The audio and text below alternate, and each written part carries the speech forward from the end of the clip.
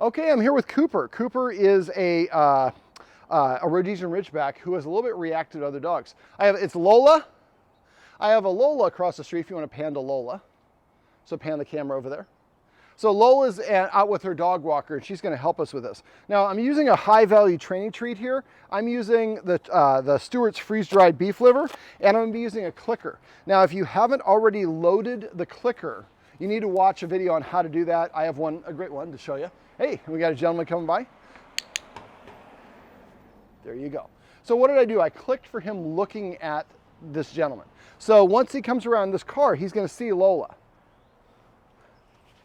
Hey, buddy. You haven't noticed Lola yet. Sit. All right, could you walk a little bit this way? And go ahead and walk back to the blue car. And then walk, if you just walk back in that same path a couple times, right there is good. And then walk back to the middle of the driveway, Cooper. So I'm waiting for him to look at Lola. He didn't look there. Can you say hi? Hey, hey. Can you say hi? And now he's more interested in you. Now you see his tail's a little bit tucked. He's a little uncomfortable. Sit. All right, can you walk a little bit? Yes. I guess I shouldn't say. There you go. Perfect. Thank you so much. You guys have a great day. All right, so what was I doing? Can you see me in the shot as well? All right. So basically what was I doing there? So when Cooper looked at Lola, I clicked when he looked at her. Then I put a treat in his mouth. This is called the engage-disengage game. So let's say that this car is I'm the dog, and let's say that's the other dog. So as soon, and let's say he's me. So as soon as I as a dog look at the other dog, he clicks. That causes me to look away to the person who's clicking because that's where the treat's going to come. Then I'm going to give a treat. So what eventually happens is, let's see, Cooper, let's see if we can get you to do this. Come here. Sit. Cooper. Sit. Sit. So he looks at the car. This is kind of shaping. Yeah, I know. Distractions, distractions. So basically when he looks at this car, I would click. Of course, now he's looking the wrong direction. But what we're doing at first is we're clicking when the dog looks at the other object. And after a while, what will happen, Cooper, is he'll start looking away. Because if this is the object and I look here and you click and I look to get to the treat, after a while, enough repetition, I'm going to look and I'm automatically going to look away before you click just to look at you, anticipating getting the treat. This is what we call the disengage. So the engage, disengage. So first, if this is the trigger, I look, click, that causes the dog to look away to get the treat. But after enough repetition, the dog will look and look away, anticipating the treat. Then you click for looking at you instead of looking at the object.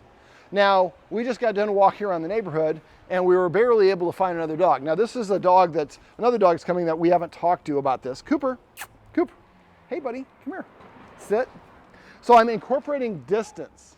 So we have a couple dogs there, and one of them is barking a little bit. There you go. So I have treats in my hand. What we're doing is we're changing his emotional response. When he looks at the other dog, see now he's looking at them and looking away.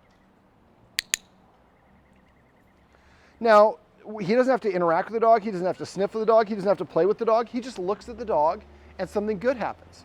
And after a while, that creates a positive emotional response or a neutral response. Neutral response is fine. Neutral response is, I don't really care if I see another dog. Come here, buddy. Sit. Now, the other dogs are getting closer. Now, I use a sit as an indicator, and I talked about this off camera. Sit. If he won't sit, that could be his way of saying he doesn't feel comfortable enough to sit. So I think we have another dog coming here. So there's an older dog, so right there. So now this is LA. So we've got a dog coming from over here. It's a little dog. He hasn't seen it yet. And we got dogs stuck over here. I'm going to use this car to walk around, so he's going to avoid the little car here. So walk up a little bit further back and crouch down so you can see the other dog. Keep us in the sight. Hey, Cooper.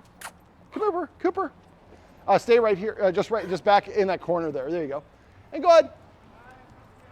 Come here, Cooper. So what am I doing? I'm using this car to prevent him from seeing the other dog. This is called maintenance. Now, luckily I have my wireless mic on so you can hear me even though I'm pretty far away from the camera. So what did I do? And this is what his guardian does, is she just is avoiding the trigger in this case the other dog. So what we want to do is we basically want to create a scenario where he can see the other dog. Now the other dog is impactful. If the other dog, like those dogs over there, if you want to shoot them real quick, are pretty chill. They're not, and that's barking because he wants attention. Yes, I know, buddy, I know. But when those dogs, Cooper, sit, sit. So those other dogs were pretty relaxed. Now he's barking because he sees the dog that we saw off camera a second ago. They're kind of struggling to get in the door. So if those dogs over there were barking and boisterous, he would probably need more distance. So if he starts barking, I'm just going to move over here. So I like having an obstacle like this so I can use this to shield and block his vision from that. The ideal place to do something like this, Cooper, hey, Cooper, find, Cooper. This is something else we'll talk about in a sec. Cooper, find. The way I like to do this is go to like a big park where there's a path in the park where you can be far enough away and there's grass around it. So if somebody's walking down the path with dogs like those that are pretty chill, you can be a certain distance. Let's say that somebody walks by the park and their dog is really boisterous. You can walk 10 paces away, 20 paces away, 30 paces away. My two tests for this is, can my dog take a treat while it sees the other thing, and can it sit? Now Cooper, sit, sit, sit, sit. So he probably would have sat that first time I said it, but if I say sit and he won't sit, I'm gonna walk 5 feet away from whatever it is and ask him to sit again. If he won't sit there, I walk another 5 feet. I keep walking away until he will sit. A sit is an indicator that he feels comfortable enough and puts the dogs at a little bit of a disadvantage. Also, will he take a treat? If he won't take a treat that you know he normally likes to take, he's also too aroused, too close to whatever it is. Now we have somebody coming in the shot, and I'm gonna do the same thing. So if he looks at her, click, and then he gets a treat. So we're creating a positive response. Now he doesn't have a problem with people, but that's just a good example of that. Now, something else that we do often, we're walking by and we walk by another dog and the dog doesn't bark and we don't do anything. Well, not barking is what we want him to do. So if he doesn't bark, click, and then give him a treat or a pet if he won't take the treat. Now, I like to use the clicker when we're outside doing this sort of thing. Clicker is a more distinctive sound than saying yes. But you can use yes if it's too cumbersome for you. But I usually, if I'm doing this, I have my leash in this hand. I have my hand over the leash and I have the clicker on top. So this could be one hand, and I can have my treat pouch over here, and I'm kind of, my dexterity of my movement's gonna be a little bit better. Now, something else I was just doing right there. Let's say you find yourself trapped and you can't move around a car or something like that. Cooper, find it. And I'm gonna wait for him to look at me, and you don't have to make him look for it. You could just go, find it. And I'm either gonna say yes or click when he gets it. So if he's sniffing the ground while another dog's walking by, find it. This is the game that I would have you practice every single walk when there are no dogs around. So find a grassy area, about 5 or 6 treats, and this is kind of like cookie in the corner. Cooper, find it. When he finds it, say yes. And then when he looks at you, throw another one. So after a while, every block, my human's a weirdo. They just stop and throw treats on the ground for no reason. Well, so then if you see another dog, and I see another, now that we couldn't find dogs, they're all over the place. We got another one, it's a block away. But there's a dog and you can't move him around, you can do find it. Now I also do something called a find it away. So if I want to do a find it away, let's say there's a dog that's walking this direction towards us. I can say, Cooper, find. Cooper, find. Cooper, find. So what did I do? I just moved him like 7 or 8 feet away. So this I call a find it away because I dropped the first one just right under their nose, the next one a foot away from the object, the next one 3 feet away from the object, the next one 5 feet, next one another 5 feet. At that point, I moved my dog 10, 15 feet away from whatever it is.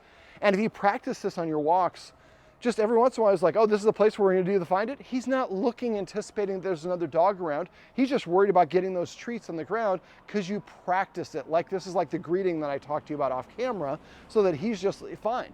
I like doing this and getting the treats on the ground. Now, if he barks, that means we were too close. And if he's really reactive, at that point, if you have to, you can pull him away physically. I prefer not to do that, but I don't want him to practice freaking out at another dog. Now, I'm not jerking the leash, I'm not punishing or yelling at him because he's having an emotional response. I'm just gonna do what I have to do at that point to get him out, but really the name of the game is to be mindful of it. You see another dog coming, you cross the street, which you're already doing. You want to find the distance, but what we want to do is have him practice. When I see a dog, I look at the dog, I get a treat. And after a while, I can look at that dog closer and get a treat, closer and get a treat. And after a while, like I said, I'll look at the dog and I'll look away from the dog. You give me a treat. And if you are giving the treat kind of like in this sort of delivery, treat, Cooper, sit, sit. So let's say the dog's over there. He looks at the dog and I say, and I'm delivering that treat slowly. That might give enough time for that other dog to pass, and now it's behind a shrubbery or whatever. Now, I call this riding the roller coaster. If you've ever ridden a roller coaster, you're sitting on your butt and you're probably not doing a lot, but you burn a lot of calories because it's a very intense experience. Although he looks like he's just sitting there, this is an intense experience for him. So I do this no more for like, the maximum I would do it like 10 minutes in a stretch, but I do like 2 to 4 minutes, then walk behind a shrub. Do this find it game, or just give some butt scratches or whatever it is. Let him relax and recover. And then I might come back and do it for another 2 or 3 minutes, because it's kind of a pain to go to a park and only work for 3 or 4 minutes. But the idea is we do about 3 minutes of intensive work, then we walk away. You can relax, let your hair down. I rub your belly and you can recover. Then we go back and work on it again. So maybe 2 minutes on, 5 minutes off, or whatever duration he needs off. And then, you want to end on a high note. So he looks at the dog, click, and then he looks away, he gets a treat, and then you leave the park. You always want to end on a positive. So walking around cars to block him from seeing other dogs is maintenance. That prevents him from practicing getting better at being reactive. And when he barks, the other person probably goes away, so it works. So we don't want him to practice that as much as possible because that makes the behavior more intense. This exercise, the engage, disengage, teaches him that when I see another dog, instead of barking to make them go away, I should be happy when I see them because it means that I'm going to get a treat afterwards. All right, Cooper, how about a sit for me? Sit. Well, this is my buddy Cooper, and these are some tips and tricks you can use if your dog is reactive to other dogs on walks.